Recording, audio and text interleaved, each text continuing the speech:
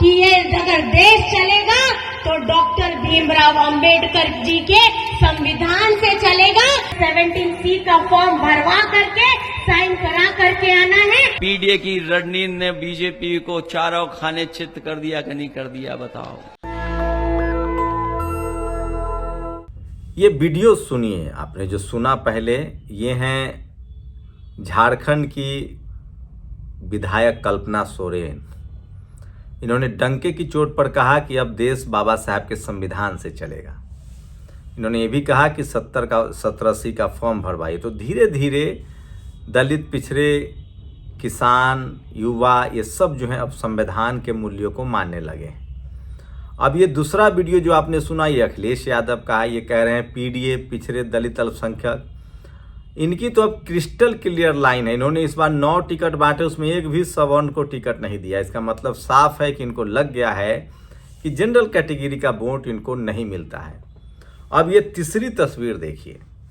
ये 4 प्रवक्ता हैं जो टेलीविजन चैनल पर बैठे हुए हैं। पहले हैं एक शुक्ला जी जो बीजेपी के प्रवक्ता हैं, फिर है दुबे जी जो कांग्रेस के प्रवक्ता हैं, फिर है ये वर्मा जी जो समाजवादी पार्टी के प्रवक्ता है। वर्मा जी आपको बता दूं ओबीसी से आते हैं, कुर्मी समाज से हैं। और ये चौथे प्रवक्ता जो हैं ये आरएलडी के हैं, ये भी दुबे जी हैं। एंकर भी आप समझ लीजिए दुबे जी हैं। लेकिन यहाँ जो सवाल उठा तो अकेले वर्मा जी ने कहा कि बटेंगे तो कटेंगे के नारे के जवाब में कहा कि हाँ, हम बट गए थे तो हमारा 69,000 शिक्षक भर्ती घोटाला हो गया। हम SC ST OBC, हम बट गए थे SC ST OBC तो 13 पॉइंट रोस्टर चला गया। हम बट गए थे दलित, पिछड़े, अल्पसंख्यक, किसान, आदिवासी, तो हमारे सारे अधिकार लूटे जा रहे हैं। आप सोचिए कि पार्टी कोई हो, आजकल अब तक क्या होता है, आरजेडी के प्रवक्ता जब से प्रियंका भारती बनी है तभी से वो सोशल जस्टिस के मुद्दे को उठा रही हैं।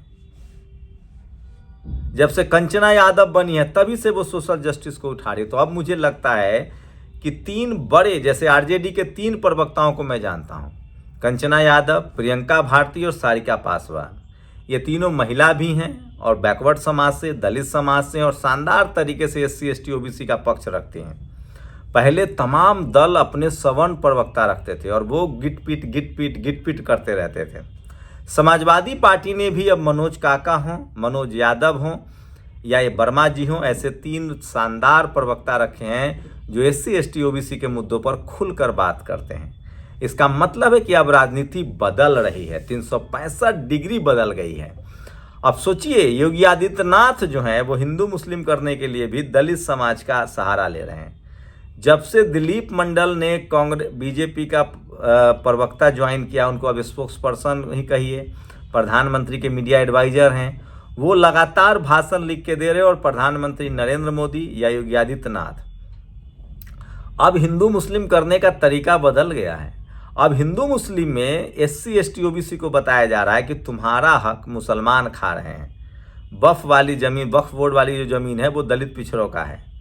जामिया MU में रिजर्वेशन है। लेकिन सवाल तो ये उठता है कि इस देश में 12वीं शताब्दी से जातिवाद लोग कौन फैला रहा है, आरक्षण का विरोध कौन कर रहा है, चपरासी से लेकर चीफ जस्टिस तक SC ST OBC के आरक्षण का विरोध कौन कर रहा है, उसको रोक कौन रहा है।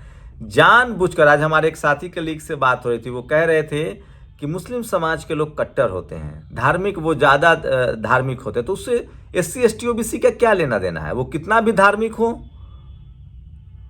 SC ST OBC की लड़ाई क्या है, संविधान की लड़ाई क्या है?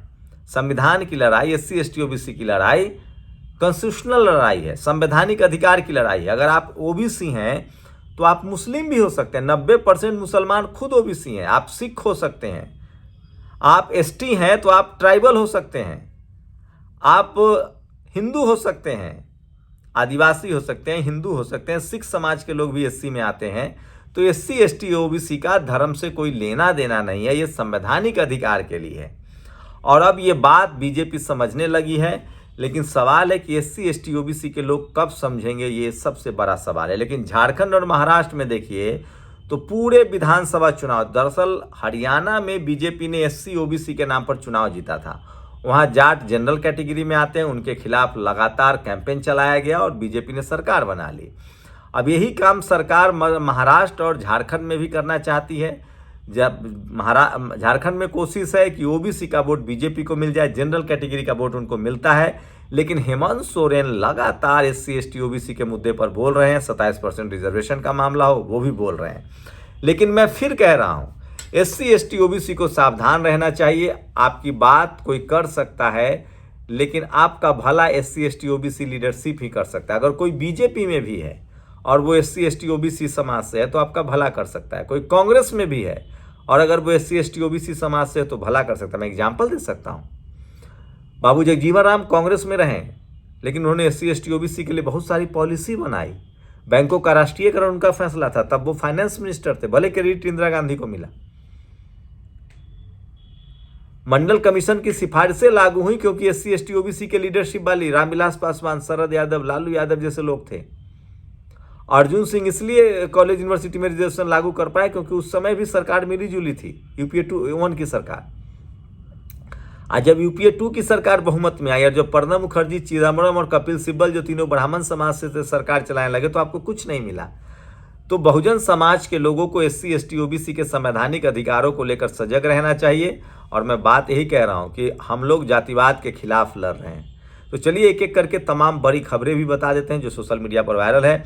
BSP सुप्रीमो मायावती ने बड़ा सवाल उठाया कि क्या यूपी में इतना इंफ्रास्ट्रक्चर नहीं है कि हम एक साथ एग्जाम करा सकते हैं। मायावती जी बहुत नपा तोला बोलती हैं, बहुत सोच समझ के बोलते हैं। उन्होंने सरकार की जमकर आलोचना की है और छात्रों का समर्थन किया। अखिलेश यादव भी लगातार छात्रों का समर्थन कर, उनका तो कुछ सोशल मीडिया पर ट्वीट्स भी बहुत वायरल हो रहा है। योगी सरकार पर बाइपोल है, बड़ा हमला बोला कि पहले पुलिस पहुंचती थी 100 नंबर पर, अब पुलिस लूट करती है। भाजपा जब से आई है बेरोजगारी की भीड़ बढ़ाई है, ये भी खबर है। तो आज की सबसे बड़ी खबर है। सोचिए चुनाव आयोग को सोचिए चुनाव में क्या स्थिति। INS ने अपने फर्जी सर्वे में बताया कि अजीत पवार गुट वाली एनसीपी मुंबई में 5 सीटें जीत रही, जबकि वो लड़ ही 3 सीटें रही है। इस पर सुप्रिया श्रीनेत और संजय सिंह ने भी एक वीडियो बनाया, दोनों वीडियो में मर्ज करके भी दिखाऊंगा। अजीत पवार ने बड़ा खुलासा करके बताया कि जब 2019 में अमित शाह महाराष्ट्र की चुनी हुई सरकार गिरा रहे थे तो उस मीटिंग में गौतम अडानी भी मौजूद थे। INS के मालिक वही गौतम अडानी है जो सरकार गिराने वाली मीटिंग के हिस्सा थे, और यही गौतम अडानी है जिनको मुंबई की लाखों करोड़ों की जमीन कौड़ियों के दाम पर दी गई है। तो तमाम टीवी अखबार फर्जी करे और आज 10,000 के बदले 20,000 विरोधी प्रदर्शन करने वाले छात्र हो गए। और सोचिए संजया सिरनेत, ये ठाकुर समाज से हैं, योगी जी के सजाती है, UPSC के अध्यक्ष हैं। लिस्ट छात्रों ने चिपका दी है। SDM 65 lakh, deputy SP 60 lakh, ACP 55 lakh, ARTO 60 lakh. विरोध प्रदर्शन करने वाले छात्र जो हैं ये कह रहे हैं बातें चांद पर पहुंचने की और सोच पाताल की। अब नहीं चलेगा सरकारों की झूठों और वाचाल की। अभ्यर्थी कहे आज का, नहीं चाहिए भाजपा। अखिलेश यादव शेरो शायरी बहुत करते हैं।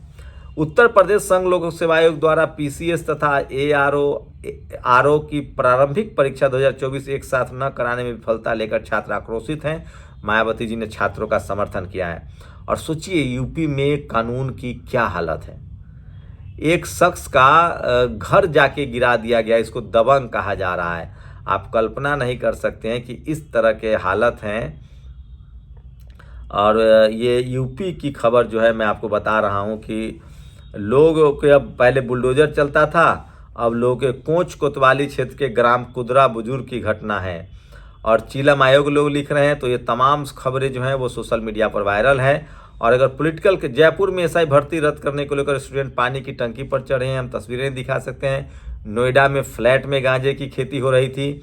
और अखिलेश यादव का एक ट्वीट है, भारत में खराब सड़कें निर्माण तकनीक की वजह से 250 सबसे ज़्यादा मौत भारत में होती है। तो आपकी चिंता सरकार को नहीं है। ललन सिंह का एक वीडियो वायरल हो रहा है। प्रियंका भारती ने ट्वीट किया है कि किस तरह से ललन सिंह दौड़ा कर पीटेंगे की धमकी दे रहे हैं। तो ये तमाम बड़ी खबरें। और इस लड़की का नाम गुलफिसा फातिमा है जो 9 अप्रैल 2002 से UAPA के तहत जेल में है। इनको अभी तक जमानत नहीं मिली है। मुस्लिम समाज के लोग लगातार इस मुद्दे को उठा रहे हैं। तो आज की सबसे बड़ी जो खबर है उसमें है महाराष्ट्र हो या झारखंड या यूपी, दलित पिछड़ों के आगे राजनीति चलने लगी है। और अब दलित पिछड़ों के बगैर सरकार नहीं बनेगी। काश SC ST OBC के नेता एकजुट हो जाते। दूसरी बड़ी खबर है यूपी में प्रयागराज में योगी सरकार के खिलाफ छात्र प्रदर्शन कर रहे हैं। यूपी में ज़्यादातर आप एसपी डीएम देखेंगे तो सवर्ण समाज के हैं, अब तो आयोग के अध्यक्ष भी सवर्ण समाज के हैं। तो ये अब दलित पिछड़े आदिवासी नेताओं को भी समझना चाहिए और ये बात अब समझ में आने लगी है। और मेरा वही सवाल है, एससी एसटी ओबीसी की असली हितैषी पार्टी कौन सी है? मुझे लगता है कि आप किसी भी पार्टी की बात करें जिसकी लीडरशिप होगी उसी की बात होगी। तो कांग्रेस, राजेंद्र प्रसाद सिंह कहते हैं कि कांग्रेस, बीजेपी और सवर्ण लीडरशिप वाली जो पार्टियां हैं वो न जनाधार वाली पार्टी नहीं है, पैसे वाली पार्टी है। और सपा, बसपा, आरजेडी, जेडीयू सब जनाधार वाली पार्टी है। काश इस देश में बहुजन लीडरशिप एकजुट हो जाते तो इस देश के 90% लोगों का भला हो जाता। अभी भी संसद में इस देश में 90% संपत्ति पर 10% जनरल समाज का अधिकार है और उन्हीं के कब्जे में है। और 10% संपत्ति में 90% लोग गुजारा कर रहे हैं। मतलब 90 रोटी 10 लोग खा रहे हैं और 10 रोटी में 90 लोग खा रहे हैं। और ये तभी ठीक होगा जब एससी एसटी ओबीसी के पॉलिटिकल लीडरशिप एकजुट होगी और तमाम लोग अपने अधिकार के लिए बोलेंगे। अभी भी 90% आबादी के सांसद, एमएलए, एमपी संसद में, विधानसभा में एससी एसटी ओबीसी, किसान, अल्पसंख्यक मिला के सिर्फ 50% हुआ है। हमारा काम है आपको जानकारी देना, आप अपनी राय जरूर दीजिए। शुक्रिया। नेशनल दस्तक की आपसे गुजारिश है कि अगर इसको बचाना चाहते हैं तो नेशनल दस्तक को सब्सक्राइब करने के लिए रेड कलर के सब्सक्राइब बटन को दबाएं, फिर बेल आइकन की घंटी दबाएं। नेशनल दस्तक को बचाने के लिए बहुत जरूरी है कि हर खबर को शेयर करें, लाइक करें, कमेंट जरूर करें।